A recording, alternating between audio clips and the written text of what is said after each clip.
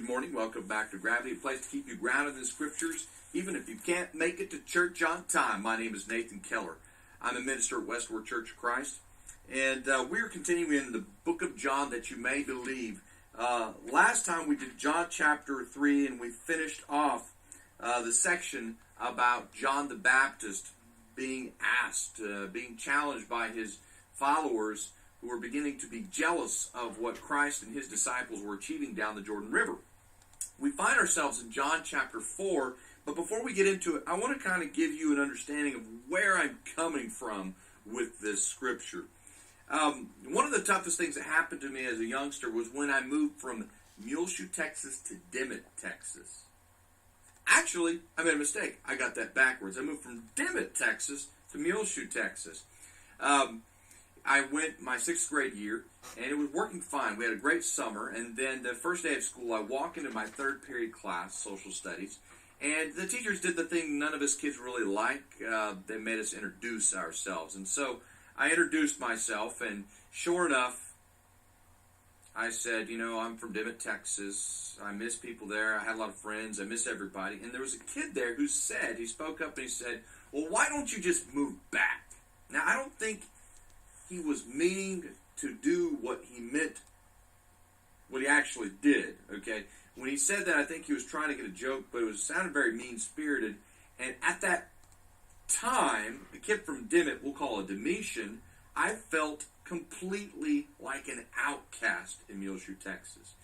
And so what I want you to understand is this is often what our society does a lot. We separate people based on attitudes, beliefs, political understandings, and unfortunately that assaults one of the greatest parts of mankind that the gospel seeks to comfort, the need to be accepted and wanted and loved.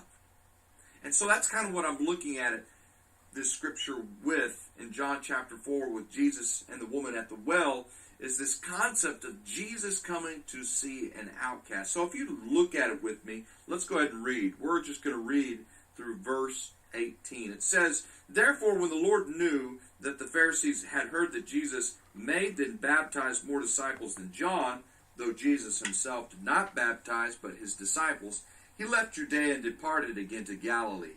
But he needed to go through Samaria. So he came to a city of Samaria, which is called Sychar, near the plot of ground that Jacob gave to his son Joseph. Now, Jacob's well was there.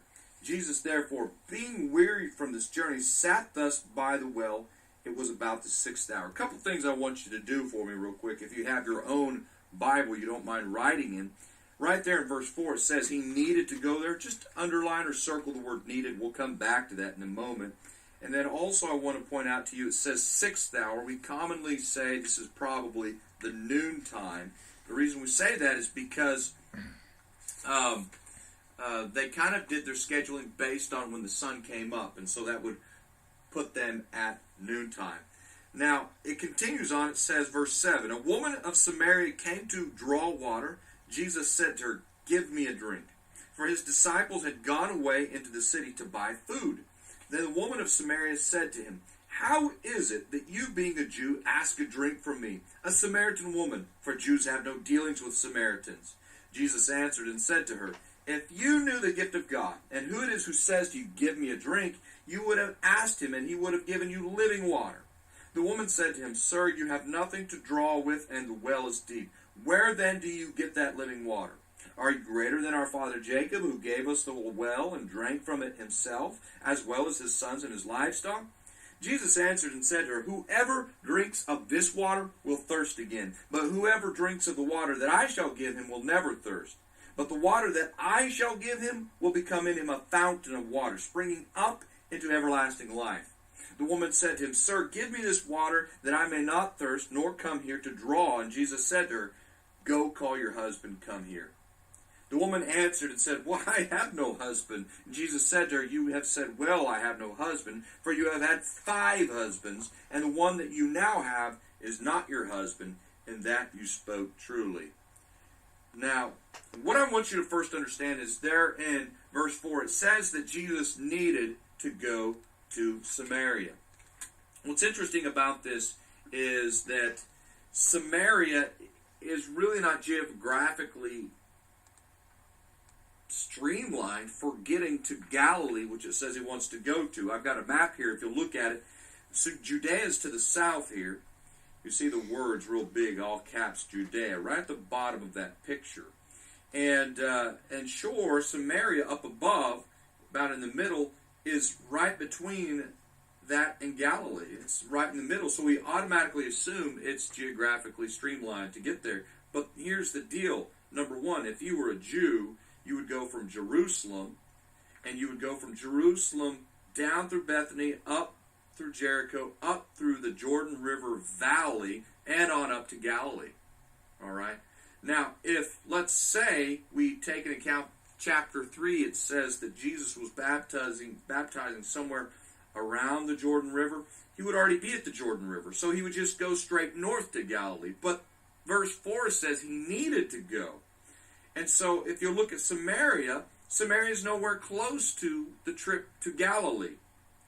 I also like, if you look right there in verse 6 in the New King James Version, it says his journey, and it italicizes his journey like this is his journey. This is something he just had to do. Jesus felt drawn. The word need comes from the Greek word deo, and it means bound. I would write that out to the side so you understand that it's not anything to do with geography, but everything to do with the truth and the message and who he needed to reach.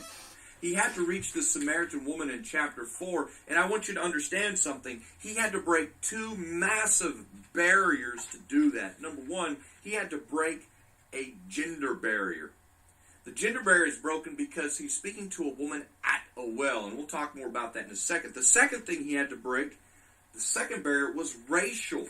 I already told you that they would try not to go from Jerusalem to Samaria. And the reason for this is any holy Jew, any person who wanted to stay clean, would stay far from it like it was the plague, because the Samaritans were a people who were taken by the Assyrians at one point, and they used to be Jewish. They were taken by the Assyrians and almost distributed throughout the Assyrian kingdom into these re-education camps, at which case they would live next door to a pagan, and their kids would grow up next door to a pagan rather than a Jew, and so there wouldn't be that spiritual support, and before too long their kids would marry these pagans, and they were following pagans, and when the Jews, the Samaritans, came back to Samaria, that's when they started to be called Samaritans, and the Jews looked at them worse than Gentiles, like dogs. They were idolaters, they were half-breeds, and so they didn't want to have anything to do with the Samaritans. But then we see Jesus needed it. He was bound to go there. Now, I want you to imagine something for me. I want you to imagine that this woman wakes up early in the morning.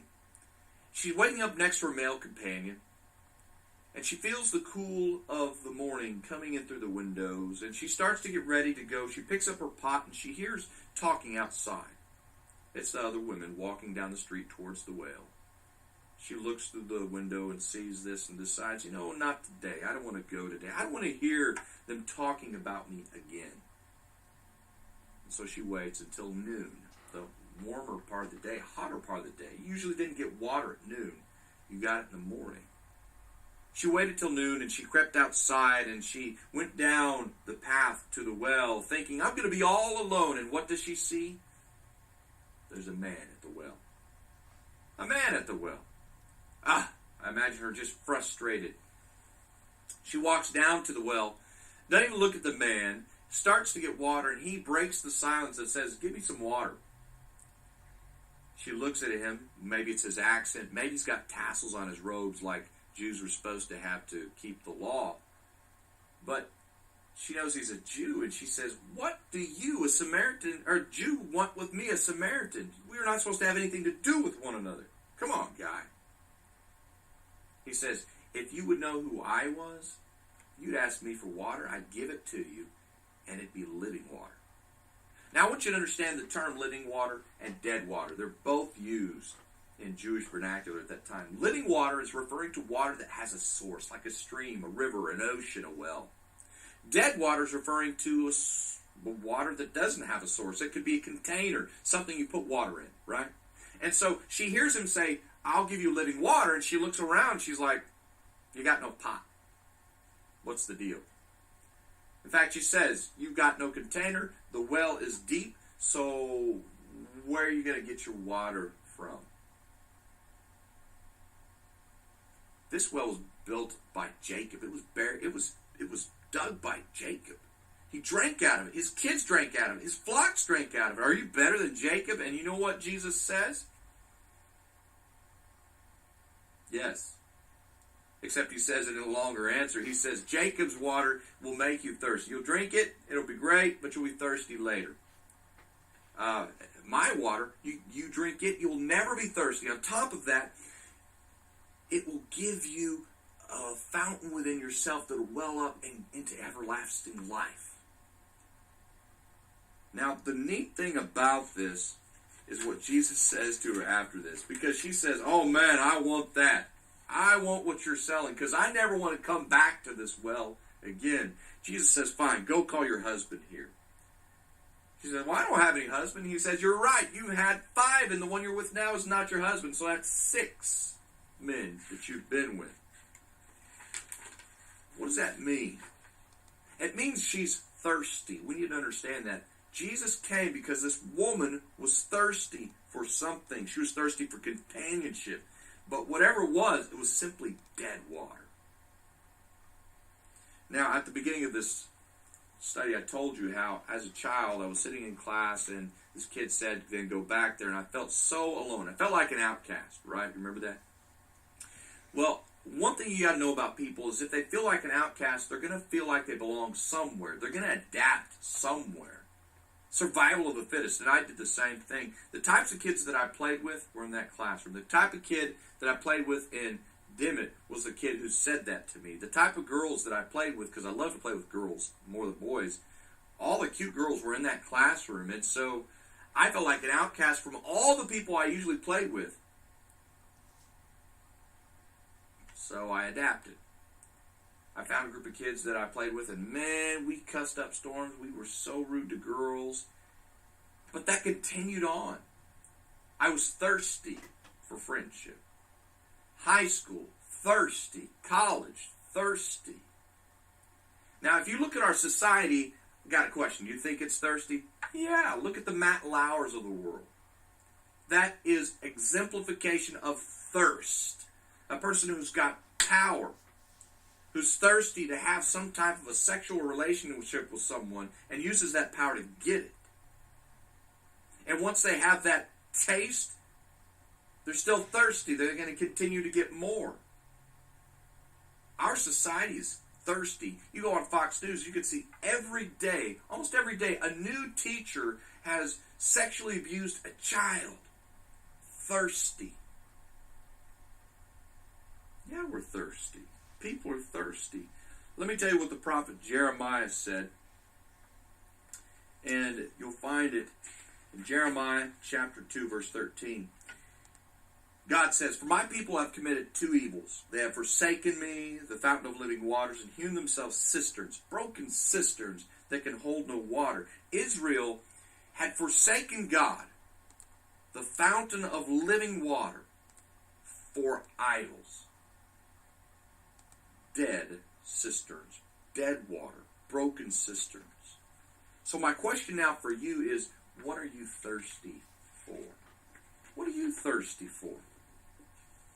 You know, in our society we have what's called truisms. So like this picture, I wonder if you could solve this equation. You see this beautiful princess here, Sleeping Beauty. What's going to happen next?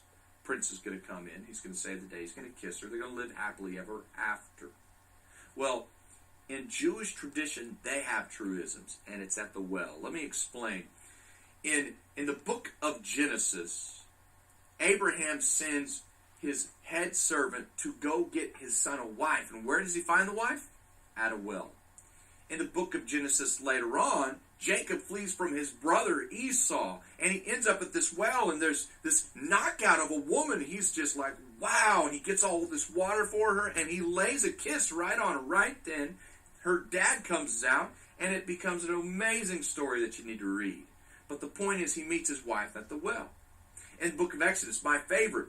These shepherds have taken over this well from these shepherdesses and kicked them off. And Moses is fleeing from Egypt. He sees this. He comes down and he single-handedly, that's the way I like to look at it, he single-handedly comes in and he just defeats these shepherds, takes back the well, gives the water to the shepherdesses himself and gives water to their flock himself.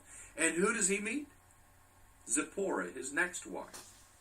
You see, for Jewish culture, they looked at the well, and this is all Middle Eastern culture. If a man speaks with a woman at the well and they're by themselves, they better be getting married.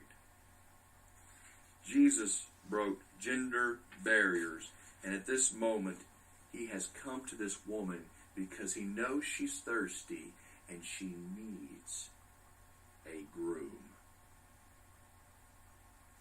Not a worldly groom. She's had 5 of those. But she needs Jesus, the answer to her thirst. Now, he comes to this outcast, this woman who's an outcast of outcasts, even in her own society, which is why she comes at noon. But he doesn't just do it for the sake of reaching outcasts. He does it because he wants to give purpose. And purpose is really what answers the question of thirst. And that purpose is found in Jesus. Look at what he says in chapter 4, verse 14. But whoever drinks of the water I give him will never thirst. Here it is. But the water I shall give him will become in him a fountain of living water. A fountain of water springing up into everlasting life. You see, when you accept Jesus, the water gets in you. And you become a fountain. You become living water within you. So that you can give that to the people. You see how relational that is? Our job, our purpose, is to take the water that Christ gave us through his life, through his death, burial, and resurrection, and ascension, and take that and give that to someone else. To share the water of life. Little fountains created from the big fountain, God. Now I want you to think about this. The book of John is written by an outcast, about an outcast, for outcasts to give other outcasts. So I want you to understand this. No matter your life choice, no matter what society thinks of you, no matter what your people that you know, your acquaintances have said about you, no matter what you've done, that is all in the past. Jesus is waiting at the well to be your answer, your groom, your source of living water. Are you thirsty? Thank you very much. God bless.